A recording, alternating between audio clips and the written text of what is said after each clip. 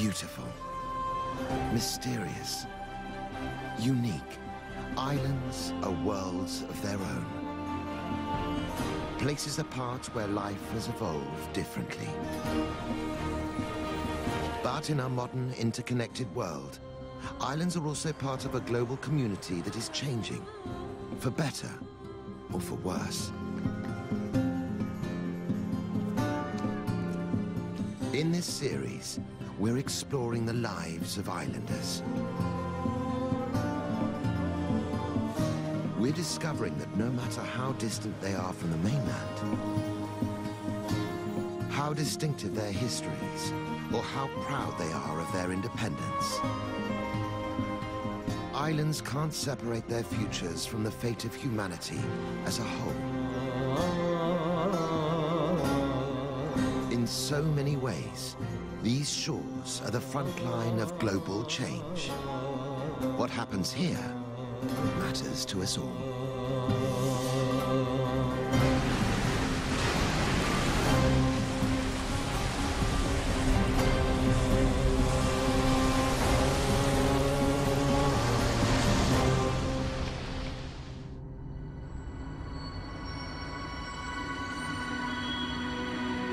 Sitting in the eastern Mediterranean is the beautiful island of Cyprus.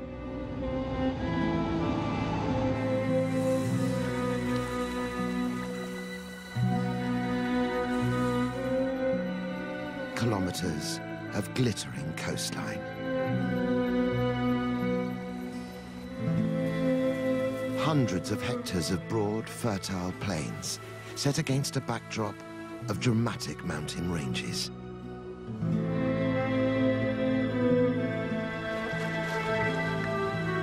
For visitor and resident, this could be paradise. But if Cyprus has been blessed by its geography, many would say it's been cursed by its location. At a key maritime crossroads between Europe, Africa, and the Middle East, the island has always been a stepping stone for marauding armies.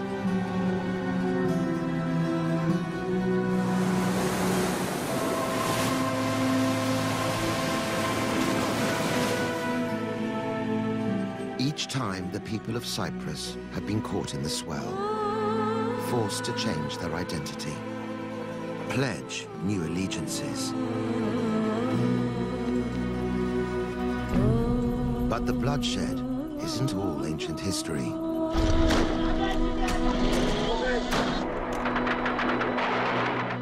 In 1974, the battle lines were drawn again. This time, Cyprus's twin populations of Greek and Turkish people were pitted against each other.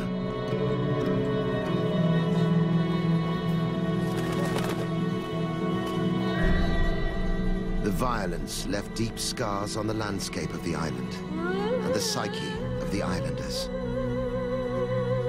Today, Cyprus is divided. North against South, Muslim against Orthodox, Turkish against Greek. But there are those who aspire to a new future, where Cyprus can be whole once more. Can they bring harmony to a divided island?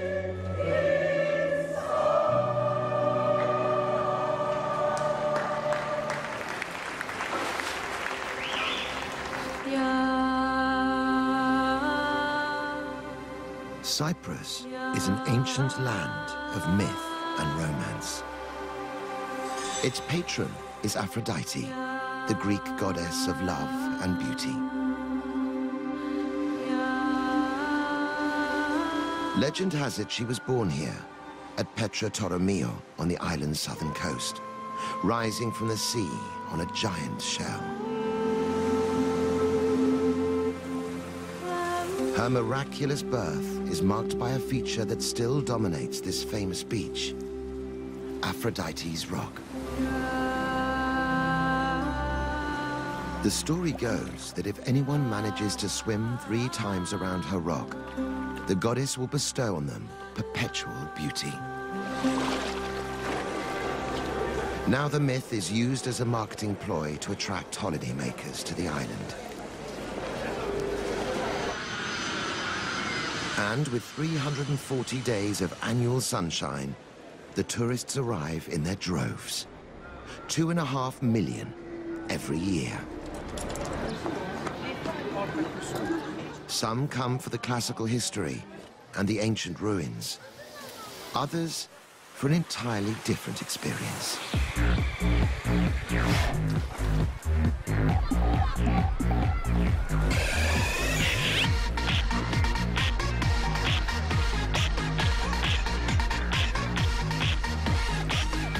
Cyprus has become the clubbing capital of the Eastern Mediterranean. Sleepy fishing villages like Ayia and Paphos now pulse with a new beat.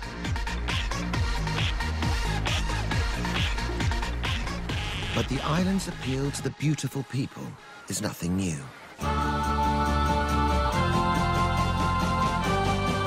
In the 1960s, before mass market tourism, the seaside city of Famagusta was playground to the rich and famous. The stars all holidayed here. Bridget Bardot, Elizabeth Taylor, Richard Burton.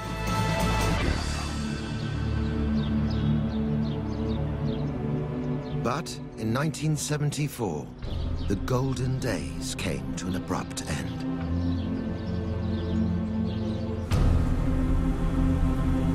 What happened here was no slow decline.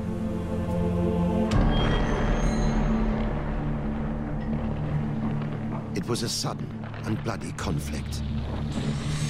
When a Greek military coup tried to unite Cyprus with Greece, Famagusta was caught in the crossfire.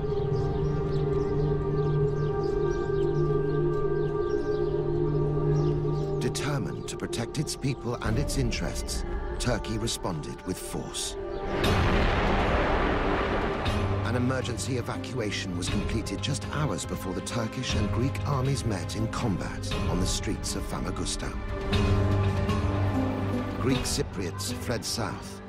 Turkish Cypriots escaped to the north. By the time a ceasefire was negotiated, Turkey had taken control of the northern third of the island.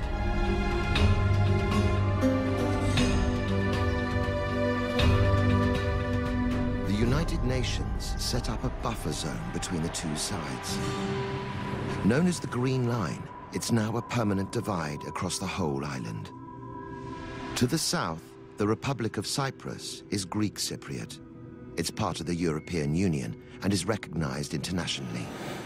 To the north is the Turkish Republic of Northern Cyprus. No country except Turkey recognizes its sovereignty. Famagusta is now part of the Turkish north. Today, it's not the city's beaches, but the buffer zone itself that attracts visitors.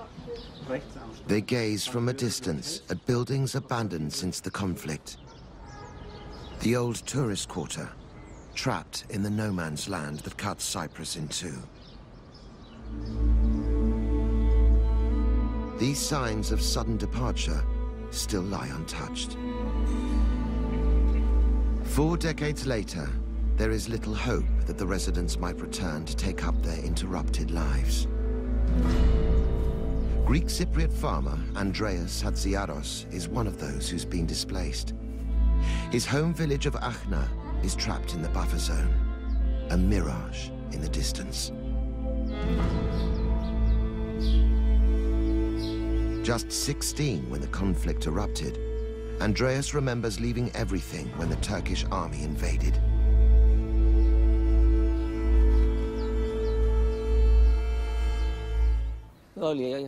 All of this used to be ours. Now we're left with just this, which is about 1.5 hectares. We are filled with nothing but bitterness. What else can you feel? It was only the presence of a British army base that stopped the Turks advancing further and seizing the rest of Andreas's family land.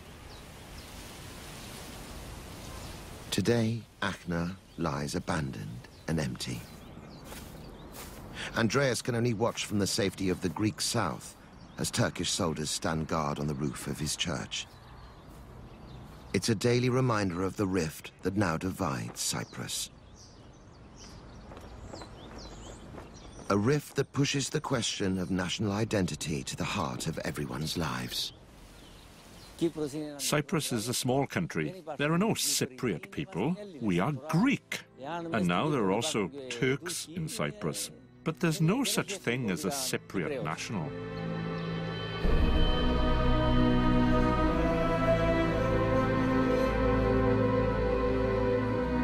From its earliest history, people have fought over Cyprus. Seafaring nations prized the island for its fertile land and strategic location.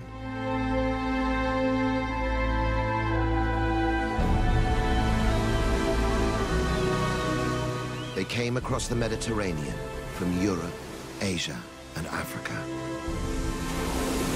Each raid forced the people of Cyprus to serve a new master. Nowhere is this turbulent history more evident than in the ancient city of Salamis. This deep-water port was the ideal entry point for invading forces. The Assyrians, the Egyptians, the Persians, and the Romans all left their mark on Salamis. It's an archaeological treasure trove. 3,000 years of history lie buried here. Italian historian Professor Luca Zavagno has devoted much of his life trying to unearth its ancient secrets. Inside, there are archaeological opportunities and infinite dreams. There's an amphitheatre to excavate not far from here. The town was enormous, a Pompeii of the Middle East.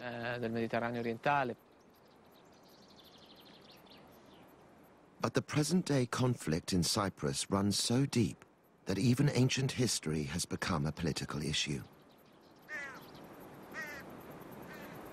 Because of its location in the Turkish north, archaeological excavations at Salamis are banned by an international embargo. It's hard to believe, and harder for Professor Zavagno to accept, that this city's incredible history cannot be unearthed.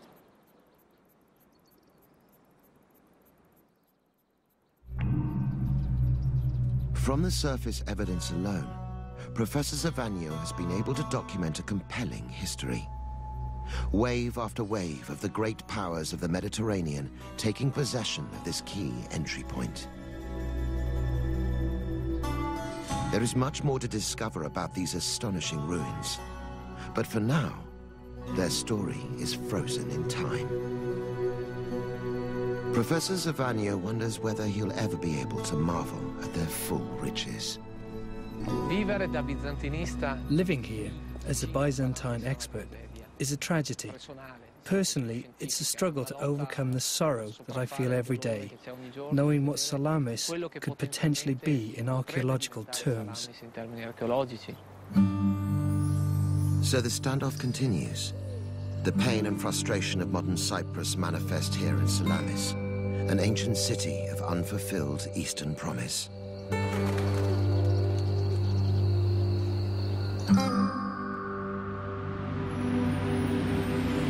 The divisions that have torn Cyprus apart go right to the heart of the island's capital.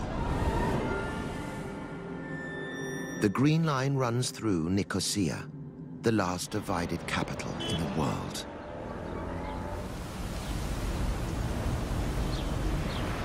On the surface, it's a mix of ancient walls, traditional eateries, and busy streets.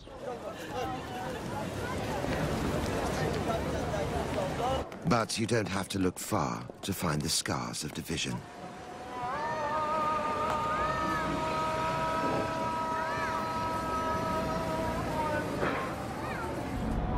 Machine gun posts stand empty but ready for action. Peepholes offer vantage points. Just a picture postcard today, but used in anger within living memory. Keeping the peace is a 1,000-strong UN armed force. A constant reminder that the conflict between Greek and Turkish Cypriots is unresolved. Each side flies its flags. The Turkish population can trace their roots back to the 16th century. It was the Ottomans who brought Islam to Cyprus. When they invaded in 1571, churches were ransacked or converted to mosques.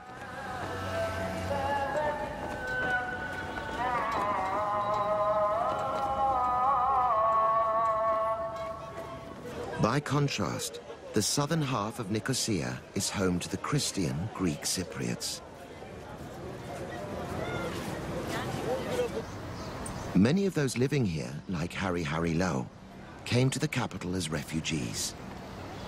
Harry's hometown is now in the Turkish-occupied north. Before 1974, I was living with my family in the small town of Morfu. It was a beautiful place. And Morfu was built in a big garden surrounded by lemon, orange and tangerine trees. But Harry's idyll was to be shattered.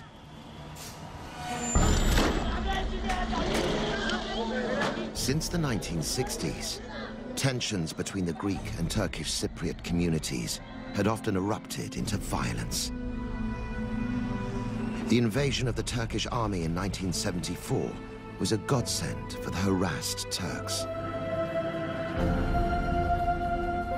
But for the 200,000 Greek Cypriots living in northern Cyprus, it was a disaster. Under an aggressive process of population exchange, Turkish Cypriots from the south were driven north. While Greek Cypriots, like Harry and his family, were exiled to the south, leaving behind their homes and livelihoods. They became refugees overnight. We left all our belongings. Everybody thought that we'd be coming back. So we left with just the basics for ourselves and our children. Today, Harry can only use the well-thumbed pages of photo albums to share the family heritage with a new generation. For me, these pictures are a treasure. If I didn't have these photos, how else could I show my grandchildren the life we had back then in Morfu? 4 decades after fleeing, the pain of exile hasn't diminished. It's the land of my ancestors, the land of my parents, my grandparents. Of course I miss it, and of course I want it back. Their old house in Morfu is less than 40 kilometers away. The prospect of never being able to return is heartbreaking for Harry. It calls to mind all that's been lost in the conflict.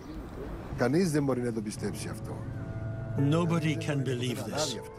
Nobody can understand this unless they lived it. No one can understand unless they themselves are refugees, unless they lost loved ones in the war and are still waiting for them to return.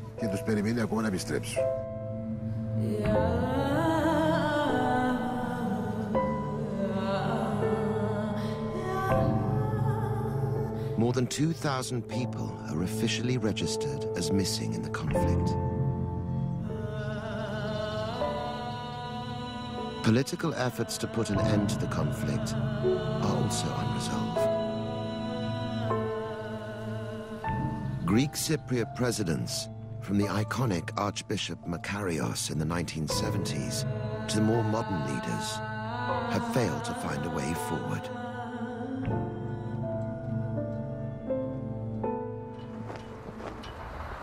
The result for Cyprus is segregation.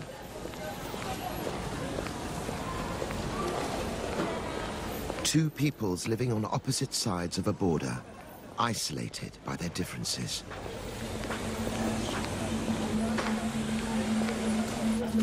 Today, with tensions at a relatively low ebb, the crossings in central Nicosia are open to pedestrians. Traffic can cross the border between the north and south.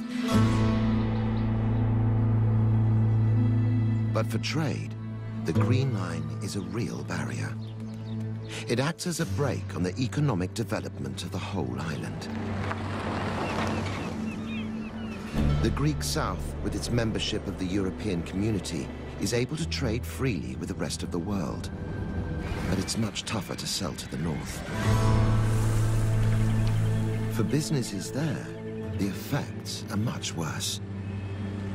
The Turkish Cypriot Republic is only recognized by Turkey and can only trade through Turkey. It's a huge disadvantage for entrepreneur Ursan Dala. Because our goods are subject to high customs charges, we can't compete. Because of this, we have to conduct our business within the borders of northern Cyprus. Since only Turkey recognizes northern Cyprus as an independent state, everything bought and sold here, food, textiles, retail goods, must come via Istanbul.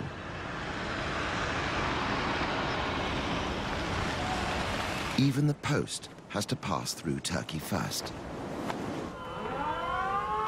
Marketing to the rest of Cyprus is just as problematic. Ursan has made repeated efforts to get his products onto retail shelves in the south. Even talks brokered by the United Nations have failed to get the goods moving. The reason, as I understand it, is that supermarkets in the south are not prepared to put any goods produced in the Turkish north on their shelves, as they believe it will provoke a reaction from their customers. Prejudice or patriotism. The attitude of retailers, coupled with the restrictions on international trade, leave this Turkish Cypriot businessman angry and frustrated. But the economic divisions are a sign of a much deeper divide, one that goes to the very soul of Cypriots.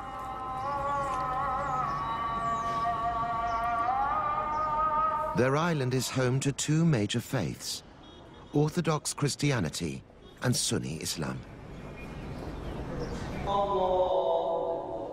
As tides of religious change have swept across Cyprus, what was once a sacred space for one faith has been appropriated by another. This was the Cathedral of St. Nicholas in Famagusta. Its Gothic architecture is typical of the churches of medieval Europe. But when the Ottomans took the city in 1571, they made this space their own. In keeping with Muslim tradition, they whitewashed the walls, removed the stained glass windows, and plastered over all the images of the human form.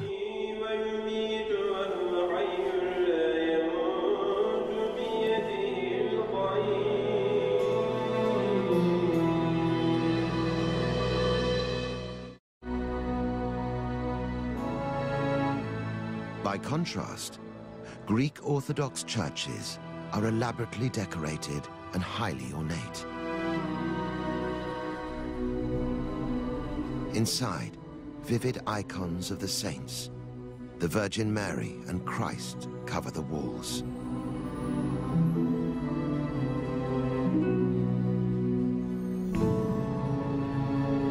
The Orthodox religion is central to Greek Cypriot national identity.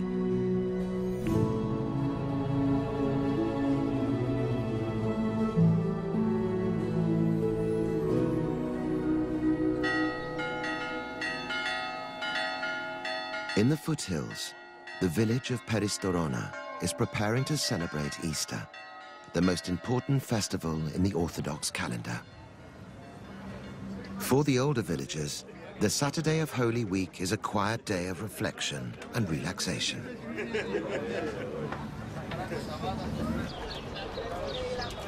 But for the young men, this is no time to switch off.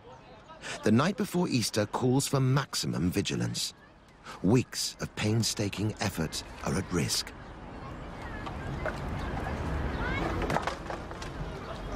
Michalis Sava and his friends have constructed the village's Easter bonfire. It's taken weeks to build, and its size is a matter of community pride, as well as a source of rivalry with neighboring villages. But despite its ramshackle appearance, there's no doubt it has genuine religious significance.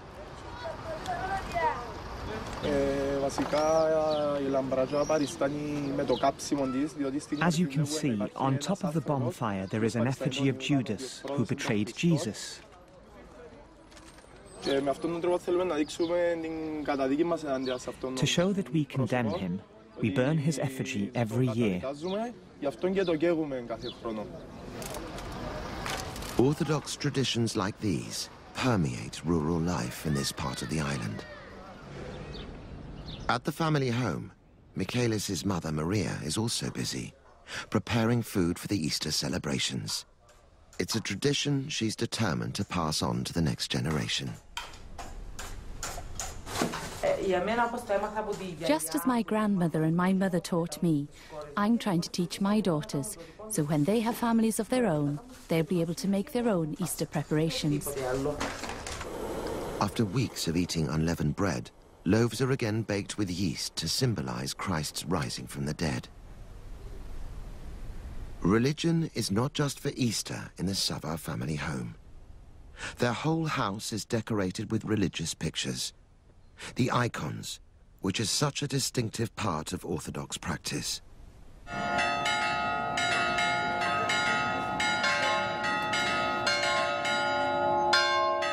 But tonight, for the most important occasion in the Orthodox Christian year, the Savard family will worship at the local church. The tolling of the bells calls the whole community together.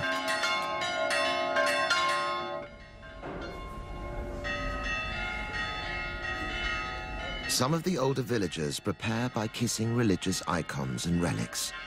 It's a sign of honor and respect.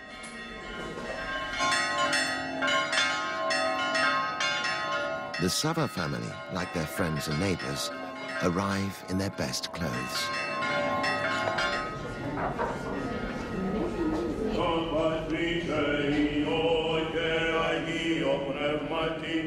The liturgy dramatizes the events of the very first Easter, when Christians believe Jesus rose from the dead.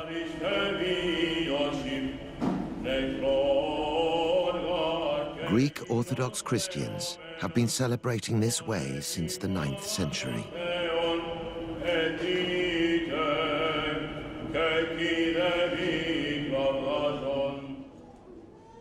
Just before midnight, all the lights are extinguished as the faithful wait for the moment of Christ's resurrection. This is the darkest moment of the whole church year. The sense of anticipation is very real.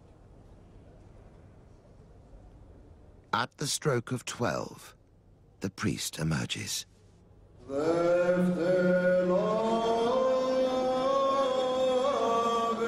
He proclaims, "Come and take the light." Villagers share the symbolic light of Christ.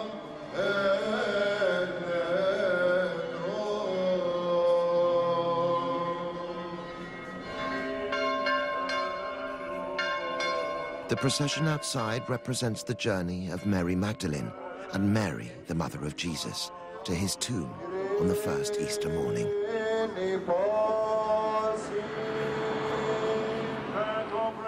Echoing the women's astonishment at the empty tomb, the priest proclaims to the faithful, "Christos anesti," Christ has arisen.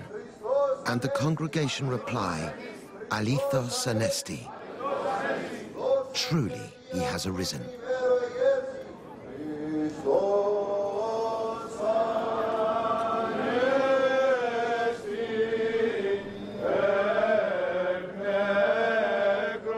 Behind the church, the young men finally get to see their weeks of work go up in smoke. Michaelis stands with his father. Easter is about family as well as sacred ritual. Scenes like this are repeated across the Greek Cypriot south. It's a tradition they'll seek to protect, whatever the future of their divided island.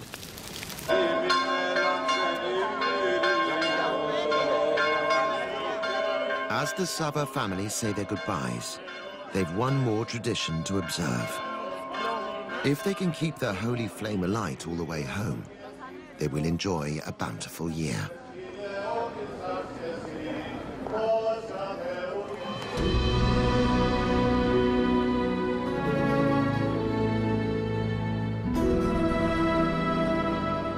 But there is one passion that unites Orthodox Christians with their Muslim neighbors: a deep love of their landscape.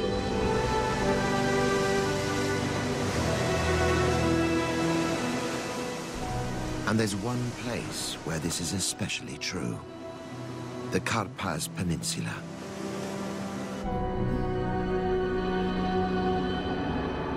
Known as the Panhandle, this extension of land juts out for more than 80 kilometers from the Turkish-dominated northeast of the island. Relatively untouched by the divisions that scar the rest of Cyprus, the Karpaz is one of the most unspoiled places in the whole of the Mediterranean.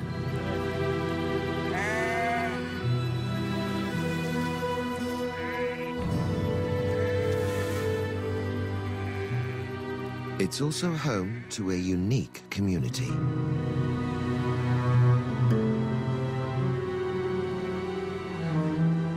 Greeks and Turks have always lived side by side in the village of Dip Karpaz. The upheavals of 1974 didn't change that. When the Karpaz Peninsula was cut off by Turkish troops during the invasion, the Greek Orthodox inhabitants couldn't flee south. And they've stayed here under the Turkish administration ever since.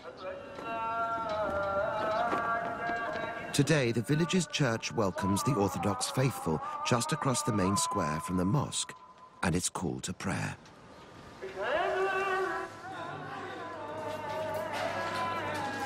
The Greek coffee shop looks across the street to its Turkish neighbor.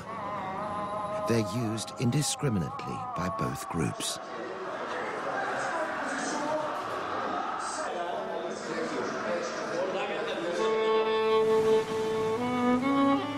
Further along the coast is an even more extraordinary example of religious and cultural harmony.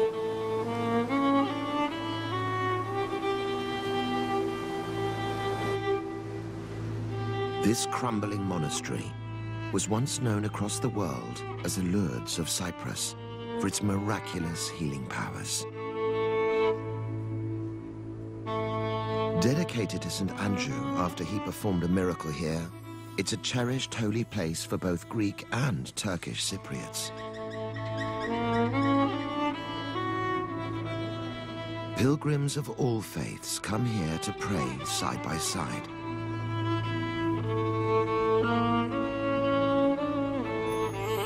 Tomata, prayer offerings to the saint, are left in gratitude for a prayer answered or as a reminder that the sick are in need of healing.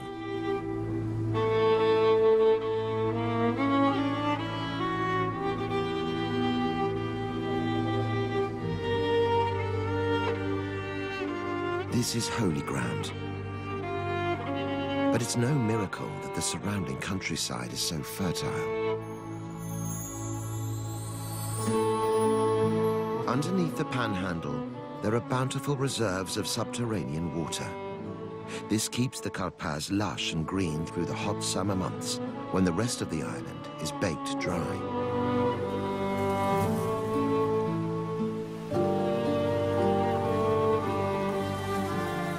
The region is rich in tobacco, fruit and olives, and has a long agricultural tradition. It was the lure of the landscape and the promise of a simple life that drew Turkish Cypriot Ismail Jamai and his wife Lois back to the Karpaz after long careers abroad. I'm a Cypriot, actually. That's why I came back. We also returned for the children. To raise them in a nicer environment, we brought them here so that they can grow up bicultural and bilingual.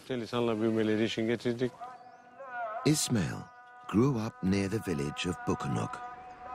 He remembered it as a place of mixed cultures, Greek and Turkish side by side.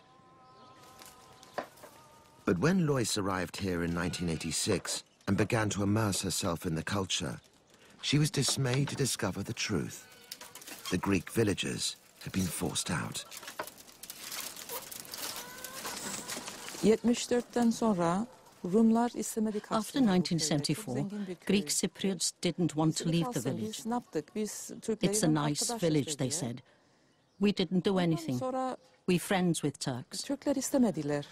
But the Turkish military forced them out. Güç vardı, askerler var. Zor yaptılar. 16 Greek villagers were killed in the upheavals. The bloody history is never far from people's minds. Day after day, we talk about politics. Day after day, we are confronted by the Cypriot problem. When old people talk, they say, it was like this before 1974, it was like that before 1974. They're still hopeful. They want their old life back. To help Bukunuk move on, Lois and Ismail have led a campaign to make the community a self-sustaining eco-village. They recycle rainwater, use solar panels, and press their own olive oil in the time-honored way. This is a visionary couple leading their own revolution in Cyprus. It's a cultural revolution rooted in everyday life. For Lois, this means embracing traditional ways of living, cooking using only natural ingredients and methods. Ismail has revived the craft of carving, using olive wood, which would otherwise be left to rot. In ecotourism, culture, traditions, and nature are important. If we promote these, I believe we'll be strengthening identity. A committed couple, a few simple steps, one small village getting behind them. These may be the stirrings of a grassroots movement towards change.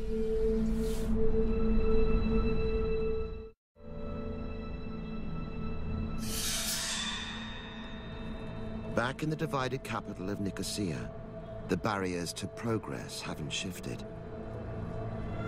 But even here, there are signs of people reaching out to bridge the gap. And it's happening on the no-man's land designed to keep the two sides apart.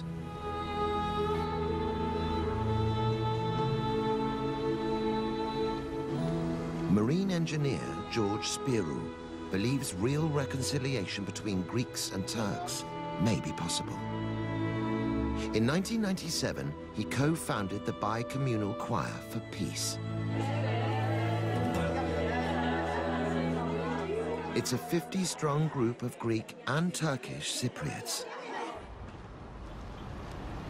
They rehearse here at the Ledra Palace Hotel, symbolically situated in the UN buffer zone between North and South. It was here that the UN administered the exchange of prisoners between the two communities in 1974. Now, people come of their own free will to meet and voice their hopes for a different future.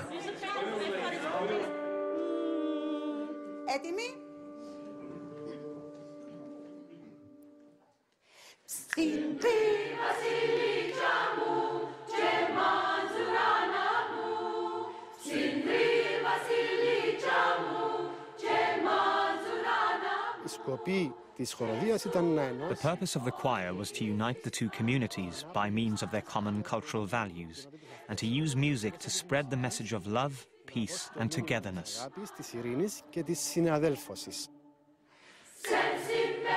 George was born in the south to Greek Cypriot parents during a turbulent period of intercommunal riots.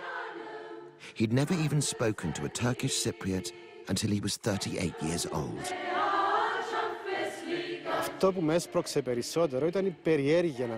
What inspired me was my curiosity to meet my compatriots. to find out who these people are. What do they look like? What do they say? What ideas do they have? What are they thinking?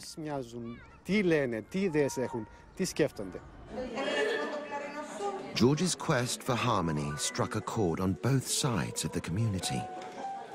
These are singers with a common vision of dual culture, where language, customs and traditions can be shared, even if it takes a really special effort.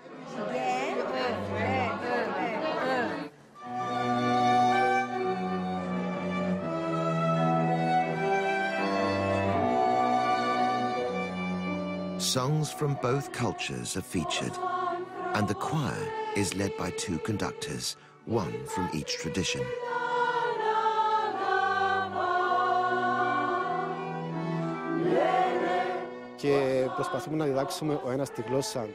We try to teach our languages to each other.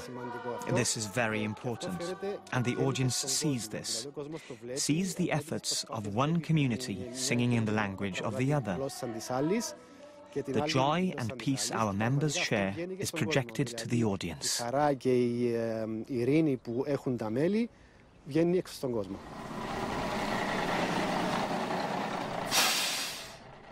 Tonight the choir have come to the village of Athieno, a small Greek Cypriot enclave surrounded by Turkish-held land. The concert commemorates the lives of two friends, a Greek Cypriot and a Turkish Cypriot, who were assassinated because of their work for peace between the two communities.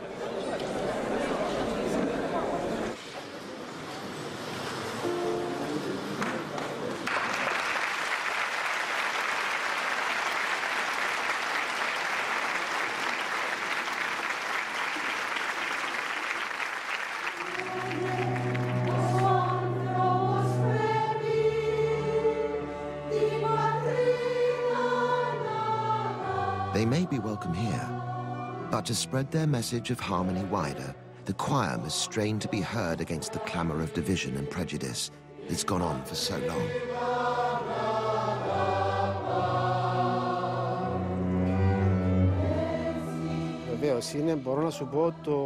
Of course, it's the biggest problem. It's something we think of almost every day, and have done so for 36 years. It's like an open wound. And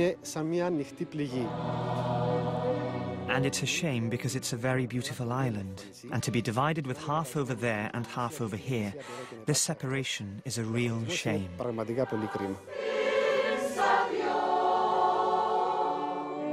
All of us, Greek Cypriots and Turkish Cypriots together, could make Cyprus a paradise.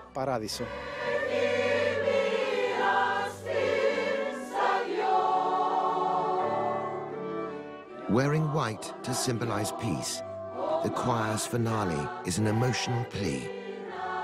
Written by friends from either side of Cyprus, My Own Country laments the heartbreak of their broken island. The lyrics lay bare the dilemma that every Cypriot faces. They say that everyone should love his country. This is what my father always says. But my own country has been divided into two parts. Which should I love? The question echoes from one end of Cyprus to the other. All over this island, north and south, Muslim and Orthodox, Turkish and Greek. There are people who long for a time when the love of one's country no longer means choosing between one side and another. Their voices are being raised, but their waiting is not over yet.